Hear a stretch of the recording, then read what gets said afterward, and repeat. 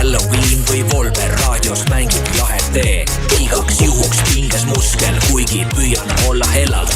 Äkki ründavad meid naised, sest et tundsin onu Bellat. Noorutes tehtu mu armale põlemisjõudu on lisand kui nitrometaan. Kas sellepärast kõik naised mind ründavad nagu ma oleks Alžeeriaan? Raha mul pole, vaid möödunud varjud ja värvikad lood, mida rääkida saan.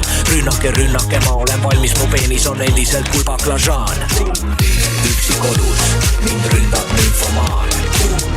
Üksi kodus, kohe algab bakanaal. Üksi kodus, magab istua kaerajaan. Üksi kodus, keberniito filigraan. Uksel naine, ideaalne, mitte nagu kõrno suhe. Pikk ja sire sääv on umbes nagu Nord Stream gaasijuhe.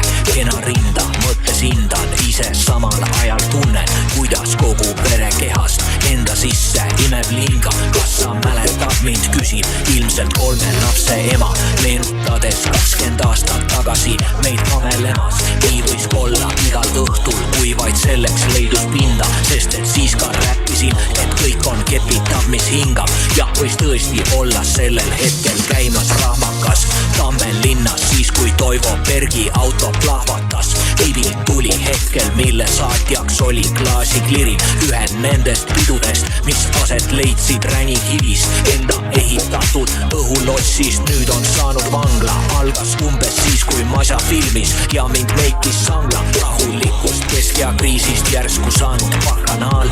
Mida külvad, seda lõikad, ongi kogu loo moraal. Üksi kodus, mind ründab nymfomaan. Üksi kodus, kohe algab bakanaal. Üksi kodus, magab istua kaerajaan.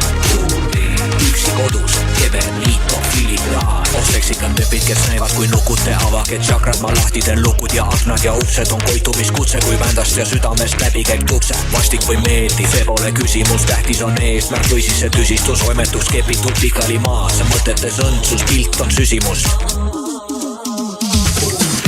Üksi kodus, mind ründab nymfomaan. Üksi kodus, kohe algab bakanaal. Üksi kodus, magab istua kaerajaan. Üksi kodus, keberniito filigraan. Bakanaal.